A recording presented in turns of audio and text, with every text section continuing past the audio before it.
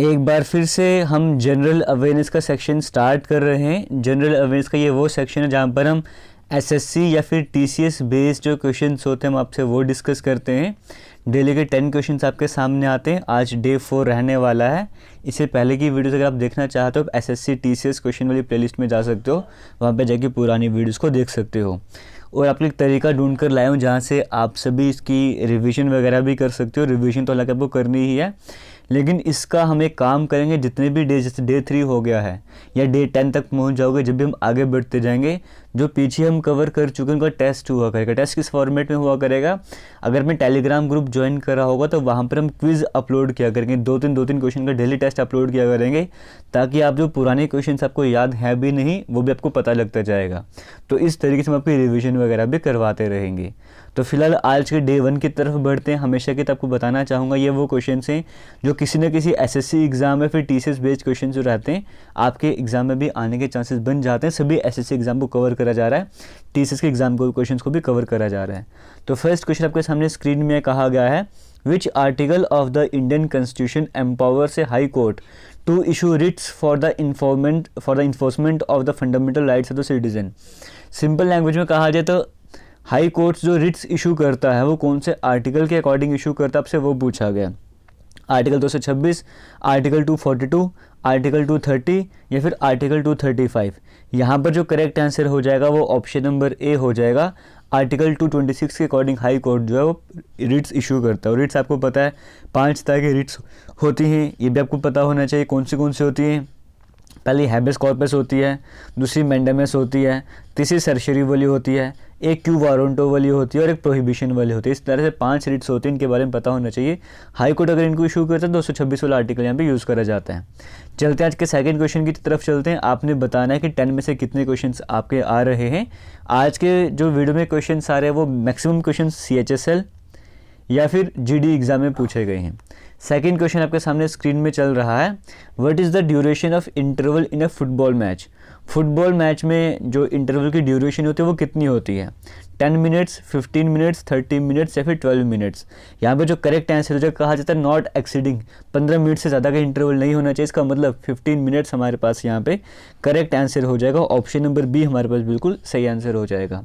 आज के third question की बात करेंगे, आपके सामने स्क्रीन में चल रहा है, in which year was the International Booker Prize established. International Booker Prize कब इस्टेब्लिश करा गया था, आपसे वो पूछा गया है। 1918, 1969, 2005, 1981। तो यहाँ पे कुछ बच्चों को कन्फ्यूजन होती है कि 2004 में, तो यहाँ लगे 2004 ऑप्शन में था ही नहीं, 2005 था, तो 2005 आपको टिक कर देना। मतलब लेटेस्ट आप बोलोगे जो 2000 के बाद आए हैं वो इंटरनेशनल बुकर प्राइज़ आए हैं, तो 2005 आपने टिक कर देना है। एक्चुअली में अनाउंसमेंट 2004 में हुई थी, पहली बार जो दिए गए थे वो 2005 में दिए गए थे। और जो बेस्ट बुक रहती है इंग्लिश में, फिर इंग्लिश में ट्रांसलेशन वगैरह करे उसके लिए अवार्ड दिया जाता है। ये वाला रिसेंटली 2022 की अगर हम बात करेंगे तो ये इंडियन बुक थी ना, टॉम्ब ऑफ सैंड, जो गीतांजलि जी के द्वारा लिखी गई थी। और उसमें एक ट्रांसलेटर थे जो इंग्लिश ट्रांसलेटर थे, जो भी रॉकल उनका नाम था। इस तरह से अगर आपने पढ़ा हो उनके बारे में तो उनको अवार्ड दिया गया था 2022 में। तो ये आपको पता होना चाहिए। तो एक्स्ट्रा इन्फॉर्मेशन है वो भी आपको ज़रूर रखनी साथ में। तो फिलहाल इस क्वेश्चन का जो करेक्ट आंसर है वो ऑप्शन नंबर सी हो जाएगा। क्वेश्चन नंबर 4 की बात करेंगे। क्वेश्चन आपके सामने स्क्रीन में चल रहा है, faster than lightning my story is the autobiography of. ये फास्टर देन लाइटनिंग, ये जो अगर हम बात करेंगे बुक है, ये किसकी ऑटोबायोग्राफी है, हिमा दास, दत्ते चंद, उसेन बोल्ट या फिर PT ऊषा। तो यहाँ पे करेक्ट आंसर क्या हो जाएगा, उसेन बोल्ट यहाँ पे करेक्ट आंसर हो जाएगा। चलिए सॉरी फॉर द डिस्टर्बेंस। यहाँ पर क्वेश्चन आपके सामने स्क्रीन में चल रहा था, faster than lightning my story किसकी ऑटोबायोग्राफी आपसे ये पूछा गया है। तो Usain Bolt option number C यहाँ पे जो है बिल्कुल करेक्ट आंसर हो जाएगा। आगे चलते हैं, क्वेश्चन नंबर 5 की बात करते हैं। आपके सामने स्क्रीन में चल रहा होगा, by which metabolic process in the kitchen can you make food like curd paneer. Curd हो गया, पनीर हो गया, किस मेटाबॉलिक प्रोसेस के द्वारा किचन में बनाया जा सकता है, पैस्चराइजेशन, फर्मेंटेशन, कंडेंसेशन या फिर स्टीमिंग। करेक्ट आंसर क्या हो जाएगा आपको यहाँ पर वो बताना था। तो फर्मेंटेशन यहाँ पे करेक्ट आंसर हो जाएगा। जैसे अगर हम कर्ड की भी बात करते हैं तो वो बैक्टीरिया फर्मेंटेशन की बात करते हैं, तो फर्मेंटेशन यानी कि ऑप्शन नंबर बी यहाँ पर जो है वो बिल्कुल सही आंसर हो जाएगा।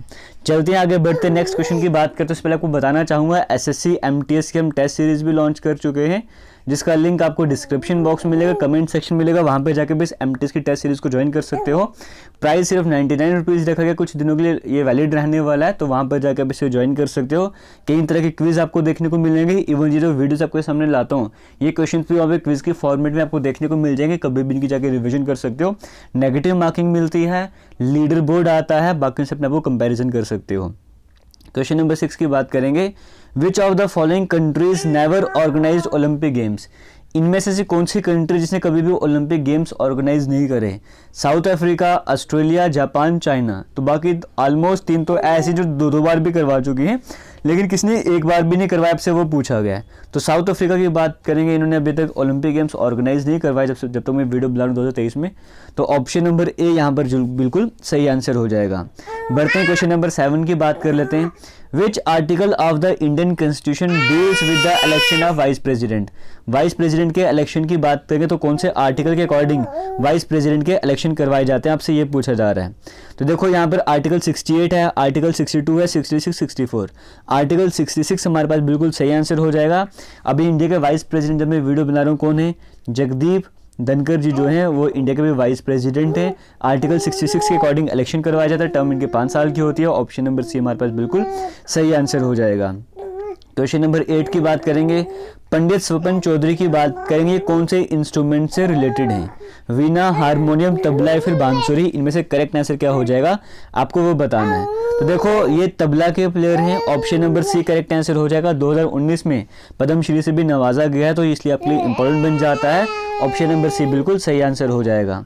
चलते हैं क्वेश्चन नंबर 9 की बात कर लेते हैं। कहा जा रहा है Pankaj Advani is related to which of the following sports. Pankaj Advani ji की बात करेंगे, कौन से स्पोर्ट्स से जुड़े हुए आपको यहाँ पर ये बताना था। तो बिलियर्ड से जुड़े हुए हैं, option number B correct answer हो जाएगा। इनके बारे में एक्स्ट्रा इन्फॉर्मेशन आपके पास होनी चाहिए।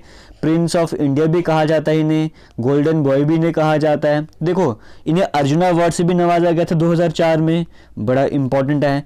मेजर ध्यानचंद खेल रत्न अवार्ड की बात करें 2006 में, उसमें भी नवाजा गया, ये भी बड़ा इंपॉर्टेंट है। इन्हें पद्मश्री भी दिया गया है 2009 में और पद्म भूषण भी 2018 में। तो इसीलिए इनके बारे में पता होना आपको तो ज़रूरी बन जाता है, और अवार्ड कब देंगे वो भी ज़रूरी बन जाता है। आज के लास्ट क्वेश्चन की बात करेंगे, बस वीडियोस को शेयर करते जाना। लास्ट क्वेश्चन की 10th क्वेश्चन आज का आपके सामने स्क्रीन में चल रहा है।